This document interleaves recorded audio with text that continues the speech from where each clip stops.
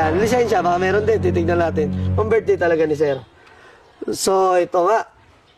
Birthday niya nga, na itong April 29. So, yan, gawa ng birthday mo, sir. Ito, legit naman, hindi naman expired yung ID ni sir. Tsaka mo, hindi naman peke. So, gawa naman na birthday niya. Sige, magbibigay tayo ng pangkain tsaka panggas. Siyempre, napakalayo nila. Ayan, yan, mga palang mga totoo.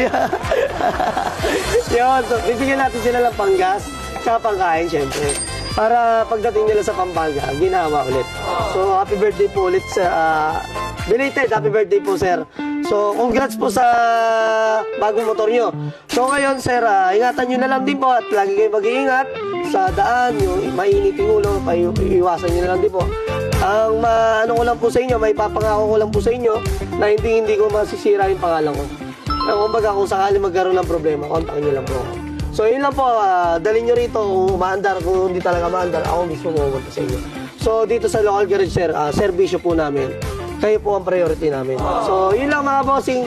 Sa mga gusto pang humabol para mag-walking, ayan, maraming salamat sa mga solid supporters natin sa Pampanga, mga Kapampangan.